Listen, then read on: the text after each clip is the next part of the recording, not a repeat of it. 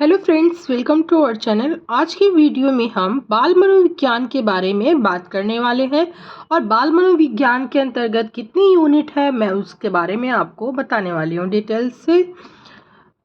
देखिए, unit A जो है वो शिक्षा और मनोविज्ञान है और यूनिट बी जो है वो विकास एवं व्यवहार के आधार। यूनिट सी हमारा है बाल विकास, यूनिट डी में आता है अधिगम और यूनिट ई में आता है मूल्यांकन। तो सबसे पहले हम आज की वीडियो में यूनिट ए यानी कि शिक्षा और मनोविज्ञान के बारे में बात करने वाले हैं। पूरी इकाइयों से परिचय आपको कराएंगे हम। देखिए, पहली यूनिट हमने क्या बताया है कि यूनिट ए जो है वो शिक्षा और मनोविज्ञान है, यानी कि शिक्षा क्या है, क्यों दें, कैसे दें, इन सब चीज़ों के बारे में हम आज चर्चा करने वाले हैं। मैं आपकी सारी क्लासेस यूनिट वाइज लगाती जाऊंगी। आप अगर सी टेट, यूपी टेट या जितने भी जो कॉम्पिटिटिव एग्ज़ाम्स हैं, अगर आप उनकी तैयारी प्रिपरेशन कर रहे हो तो आप हमारे चैनल से ज़रूर जुड़ जाइएगा। आइए आज की वीडियो शुरू करते हैं कि पहला क्वेश्चन हमारा है कि शिक्षा क्या है। सबसे पहले तो हम ये जानेंगे कि शिक्षा क्या है, एजुकेशन किसे कहते हैं और किस प्रकार से इसकी शिक्षा दी जाती है और कैसे दी जाती है, ये सब बातों के बारे में चर्चा करेंगे। देखिए, शिक्षा को इंग्लिश में क्या कहते हैं, एजुकेशन, जो कि लैटिन भाषा के एजुकेटम तथा एजुकेयर शब्द से मिलकर बना है। देखिए, एजुकेटम का अर्थ होता है कि अंदर से बाहर की ओर और एजुकेयर का मतलब होता है कि पोषित करना। अब देखिए, पहला हमारा है बच्चों की अंतर्निहित शक्तियों को। किसकी अंतर्निहित शक्तियों को? यानी बच्चों की अंतर्निहित शक्तियों को अंदर से बाहर की ओर निकालकर उन्हें पोषित करना ही शिक्षा है। यानी देखिए, बच्चों को तो पता नहीं है कि हमारे अंदर ये गुण पाए जाते हैं, तो ये एक शिक्षक का काम है कि बच्चों के गुणों को पहचान कर उस पर कार्य करना और उसको बाहर की तरफ निकालना। ये एक अच्छे शिक्षक की पहचान है, वो अगर अपने बच्चों को पहचान ले। अब देखिए, शिक्षा जो है वो अंतर्निहित शक्तियों के सर्वांगीण विकास का साधन है। शिक्षा क्या है? अंतर्निहित यानी कि अंदर की जो शक्तियां हैं उनका क्या है? सर्वांगीण विकास का साधन है। थर्ड पॉइंट हमारा है शिक्षा व्यवहार परिमार्जन का साधन है। शिक्षा किसका साधन है? व्यवहार परिमार्जन का साधन है। अब देखिए, फोर्थ पॉइंट क्या बताया है कि शिक्षा उचित दिशा में, कैसी दिशा में? उचित दिशा में व्यवहार परिवर्तन का साधन है। अब देखिए, जो सबसे इम्पोर्टेंट है वो मैं आपको बताने वाली हूँ, यहाँ आप ज़रूर से इसको नोट कर लीजिएगा, बहुत ही ज़्यादा इम्पोर्टेंट है। देखिए, जॉन एडम्स के अनुसार, किसके अनुसार? जॉन एडम्स के अनुसार शिक्षा क्या है? द्विमुखी प्रक्रिया है जिसके अंतर्गत शिक्षक व शिक्षार्थी आते हैं। जॉन एडम्स ने क्या कहा था? ये पूछता है, देखिए ऐसे पूछता है कि शिक्षा द्विमुखी प्रक्रिया है किसके अंतर्गत शिक्षक व शिक्षार्थी आते हैं। तो जॉन एडम्स के अनुसार, किसके अनुसार? जॉन एडम्स के अनुसार जो शिक्षा है ना वो द्विमुखी प्रक्रिया है जिसके अंतर्गत शिक्षक व शिक्षार्थी आते हैं। अब देखिए, जॉन डेवी के अनुसार, जॉन डेवी ने क्या कहा, ये भी बहुत इंपॉर्टेंट है, मैं सारे यहाँ पे नोट कर दी हूँ, आप देखते जाइएगा। जॉन डेवी के अनुसार शिक्षा द्विमुखी प्रक्रिया है जिसके अंतर्गत शिक्षार्थी व पाठ्यक्रम को शामिल किया जाता है। देखिए, इन्होंने एक चीज़ और बढ़ा दी इसमें कि शिक्षक, शिक्षार्थी व पाठ्यक्रम को शामिल किया जाता है। शिक्षा वह द्विमुखी प्रक्रिया है जिसके अंतर्गत शिक्षक, शिक्षार्थी व पाठ्यक्रम को शामिल किया गया है। अब देखिए, जॉन डेवी के अनुसार उन्होंने बताया कि जीवन ही शिक्षा है। जीवन क्या है हमारा? एक शिक्षा है। देखिए, जब तक हम जीवित हैं हमको कहीं ना कहीं से शिक्षा प्राप्त होती रहती है। आप कहीं भी जाइए आपको नए ज्ञान की प्राप्ति ज़रूर होगी। ये हमारा जो पूरा जीवन है वो क्या है, वो शिक्षा ही तो है। अब देखिए क्वेश्चन हमारा 2 है कि शिक्षा क्यों दे। देखिए जिससे छात्र सफल प्राणी बन सके, यानी कि सामाजिक प्राणी, सर्वांगीण विकास हेतु शिक्षा आवश्यक है। अब देखिए सर्वांगीण विकास में कौन कौन से आते हैं। पहला हमारा आएगा शारीरिक विकास, दूसरा हमारा आएगा मानसिक विकास। अब देखिए समझ, समस्या और समाधान, ये इतनी चीज़ें आएंगी। समझ होगी, समस्या, और फिर समस्या का समाधान करना ही। अब देखिए समस्या समाधान का चक्र, समस्या की पहचान, समस्या का विश्लेषण, योजना निर्माण, योजना क्रियान्वयन और मूल्यांकन, ये क्या है, ये सारे समस्या समाधान के चक्र है ना। आप इसको बना लीजिएगा, इससे आपको समझने में।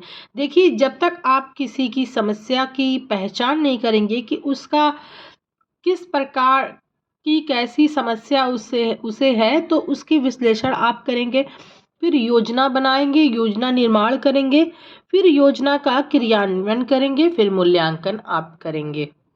अब देखिए ड्राइगेन के अनुसार पहले मनुष्य अपनी आदतों का निर्माण करता है, यानी कि मनुष्य के अंदर क्या है कि पहले आदतों का निर्माण होता है तथा बाद में वही आदतें मनुष्य का निर्माण करती।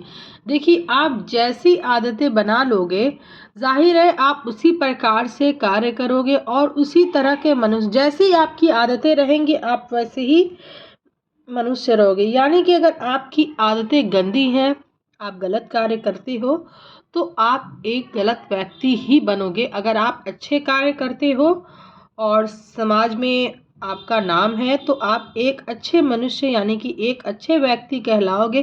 तो यही ड्राइगेन के अनुसार है। ड्राइगेन ने बताया है कि मनुष्य के अंदर क्या है कि पहले आदतों का निर्माण हो जाता है, फिर उसके बाद उसके व्यक्तित्व को लोग कहते हैं, यानी कि उसके व्यक्तित्व पूरा बनता है, मनुष्य का निर्माण होता है उन्हीं आदतों के अकॉर्डिंग। अगर आप अच्छी आदतें अपनाए हो, जिंदगी में अच्छे कार्य कर रहे हो, तो आप एक अच्छे व्यक्ति कहलाओगे। और अगर आपके अंदर गलत आदतों का निर्माण है और आप गलत कार्य करते हो, तो आप एक गलत व्यक्ति कहलाओगे। अब देखिए थर्ड हमारा है कि भावों का प्रबंधन और भावात्मक विकास। भावों का प्रबंधन और भावात्मक विकास, समाज में समायोजन, यानी कि भय और क्रोध। चौथा देखिए सामाजिक विकास। सामाजिक विकास में देखिए क्या कौन कौन से पॉइंट आ रहे हैं। समाज से समायोजन, बी है समाजीकरण। देखिए समाजीकरण में क्या क्या आ रहा है, मूल्य, विकास, व्यवहार, भौतिक वस्तुओं का प्रयोग, और पांचवा पॉइंट हमारा है अंधविश्वास।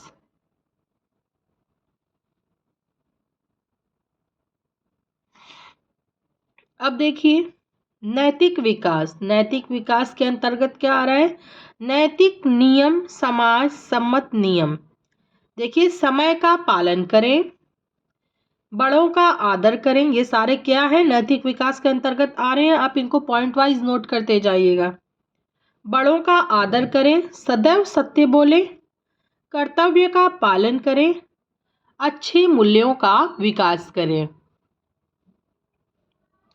ये बहुत ही इम्पॉर्टेंट टॉपिक मैं आपको बता रही हूँ। ये सारे आपके एग्ज़ाम से रिलेटेड है। जितने भी क्वेश्चन आते हैं ये सारे अगर आप ये प्रिपरेशन कर लेते हो तो आपके फुल मार्क्स एग्ज़ाम में लिखे हुए हैं। और ये नोट्स मुश्किल है आपको कहीं मिले, क्योंकि ये कई जगह से मतलब शिक्षा प्राप्त करके ये जितने भी टॉप मतलब जिनके जिनके सही लगे उन सब का निचोड़ करके बनाया गया है। होप आपको ये बहुत काम आए। अब देखिए मूल्य, स्वयं को निर्देशित करने वाले नियमों का संग्रह। स्वयं को निर्देशित करने वाले नियमों का संग्रह क्या कहलाता है, मूल्य कहलाता है। अब देखिए छठवां पॉइंट है भाषाई समझ का विकास, यानी कि भाषाई विकास, समझ का विकास कैसे होता है, पहले सुनना, बोलना, पढ़ना, लिखना, ये तो मतलब कि हर पेपर में मेरे ख्याल से ये आपका पूछता होगा। आप इसको एकदम रट लीजिए, क्योंकि ये आपका समझ लीजिए पेपर में बिल्कुल लिखा हुआ है। सुनना, बोलना, पढ़ना, लिखना, इसी को अगर ये हमें अच्छे से पता है, नहीं तो इसमें बहुत कन्फ्यूज़न हो जाता है कि एग्ज़ाम में हमको समझ में नहीं आता है कौन सा पहला है, क्योंकि वो इधर-उधर करके लिखा रहता है। किसी में बोलना पहले लिखा है, तो किसी में पढ़ना है, तो किसी में लिखना। तो आपको ये सीक्वेंस वाइज़ ज़रूर पता होगा कि सुनना, बोलना, पढ़ना, लिखना। देखो पहले तो बच्चा सुनता है, फिर क्या है सुनकर बोलने का प्रयास करता है, फिर बोलकर लिखने का प्रयास करता है, सॉरी पढ़ने का प्रयास करता है, फिर क्या है बच्चा लिखने का प्रयास उसके बाद करता है। अब देखिए 7वां पॉइंट है हमारा है मंशचालक विकास या गामक विकास किसे कहते हैं? शरीर के अंगों का समन्वय। अब देखिए क्वेश्चन हमारा 3 है कि शिक्षा कैसे दें? शिक्षा कैसे दी जाती है, शिक्षा को कैसे देना है, शिक्षा कैसे दें, ये सारे मैं आपको बताऊंगी।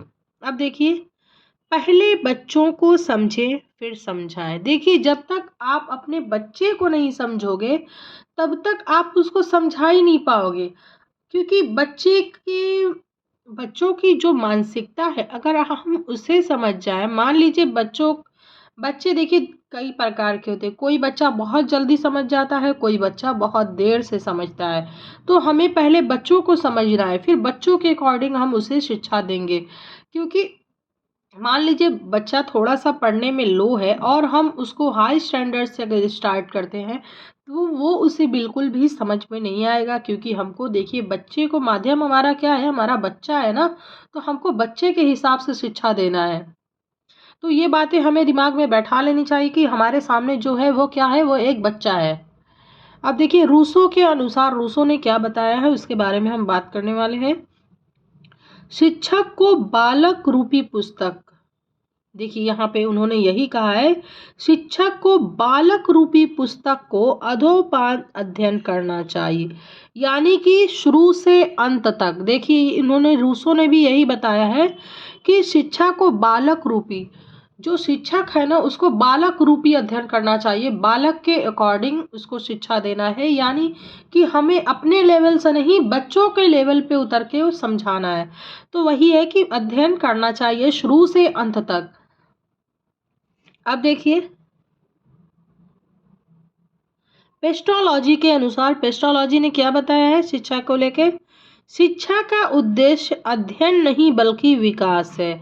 यानी कि शिक्षा क्या है, शिक्षा पढ़ने के लिए नहीं, शिक्षा से ही विकास होता है ना। तो वही बताया है उन्होंने पेस्टोलॉजी ने कि शिक्षा का उद्देश्य अध्ययन नहीं बल्कि विकास है। क्या है, विकास है।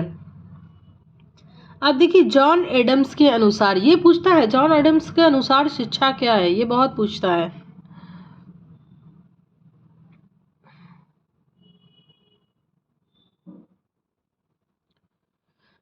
शिक्षा का उद्देश्य, सॉरी, यदि आप बालक जॉन को लैटिन भाषा सिखाना चाहते हैं तो आपको बालक जॉन व लैटिन भाषा दोनों की समझ होनी चाहिए। यानी कि अगर आप बालक को लैटिन भाषा सिखाना चाह रहे हो तो आपको बालक की भाषा और लैटिन भाषा दोनों की परस्पर समझ होनी चाहिए। अब देखिए वर्तमान समय में बाल केंद्रित शिक्षा क्या है। सबसे बड़ा क्वेश्चन है कि वर्तमान समय में बाल केंद्रित शिक्षा क्या है। सॉरी, हाँ, वर्तमान समय में बाल केंद्रित शिक्षा है। बाल केंद्रित शिक्षा मान्य, यानी कि बाल केंद्रित शिक्षा जो है वो मान्य है, क्योंकि हमको बालक को आधार मान के शिक्षा देना है, बालक के अकॉर्डिंग शिक्षा देना है, ये सही है। अब देखिए शिक्षक केंद्रित शिक्षा जो है वो अमान्य है। इस समय क्या है कि शिक्षक केंद्रित शिक्षा अमान्य है, यानी शिक्षक अपने हिसाब से शिक्षा नहीं दे सकता है, उसको बालक के अकॉर्डिंग शिक्षा देना है। जिस प्रकार का बालक है हमें उस प्रकार बालक को माध्यम में रख के उसको शिक्षा देना है। अब देखिए बाल केंद्रित शिक्षा और छात्र केंद्रित शिक्षा, वह शिक्षा जिसके केंद्र में बालक होता है। देखिए छात्र, अभिवृत्ति पसंद या नापसंद, आवश्यकता, अभिरुचि, अभिक्षमता, आयु, परिपक्वता स्तर, अधिगम स्तर और बुद्धि ना। आवश्यकता होगी, अभिरुचि होगी, अभिक्षमता होगी और आयु, यानी कि कैसे हमें शिक्षा देना है, किसको केंद्र मानकर, केंद्र में बालक हमारा होता है। देखिए छात्र को केंद्र माना गया है और छात्र की आवश्यकता और अभिरुचियों और अभिक्षमता के अनुसार और छात्र की आयु के अनुसार और बालक कितना परिपक्व है, किस प्रकार का अधिगम का स्तर उसका होगा और किस प्रकार की बुद्धि होगी। इस चक्र में देखिए आपको मैं समझाती हूँ कि बालक को किस चीज़ की आवश्यकता है, उसकी अभिरुचि है कि नहीं है उस चीज़ में और उसकी क्षमता है कि नहीं। देखिए जब तक बालक की आवश्यकता नहीं होगी तो उसकी रुचि भी नहीं होगी, क्योंकि अभिरुचि बच्चा उन्हीं चीज़ों की मतलब ध्यान देता है, उन्हीं चीज़ों में रुचि दिखाता है जिसकी उसको आवश्यकता होती है और जिन चीज़ों की आवश्यकता होगी वो उन चीज़ों में रुचि दिखाएगा और अभिक्षमता दिखाएगा। और देखिए सबसे मेन पॉइंट हमारा है आयु, किस एज का बच्चा हमारा है, इस बात को ध्यान में रखना है। और देखिए परिपक्वता का स्तर, यानी कि बच्चा कितना मैच्योर है, ये सबसे बड़ा पॉइंट है कि बच्चा हमारा जो है वो कितना मैच्योर है। देखिए आयु के अकॉर्डिंग तो हम कर सकते हैं, लेकिन कुछ बच्चे कम आयु के होते हुए भी बहुत ही ज़्यादा स्पेशल यानी कि विशिष्ट गुण उनमें पाए जाते हैं, तो उनके अकॉर्डिंग हम शिक्षा देंगे और उनके अधिगम का स्तर और उनका बुद्धि लेवल यानी कि आईक्यू लेवल भी हमको चेक करना है। ये सारे को हम केंद्र मानकर शिक्षा देंगे। फिर इसके बाद हमारा नेक्स्ट टॉपिक होगा, आज की वीडियो यहीं पे समाप्त करते हैं दोस्त। नेक्स्ट टॉपिक हमारा होगा वर्तमान शिक्षा में शिक्षक व छात्र की भूमिका के बारे में हम बात करेंगे।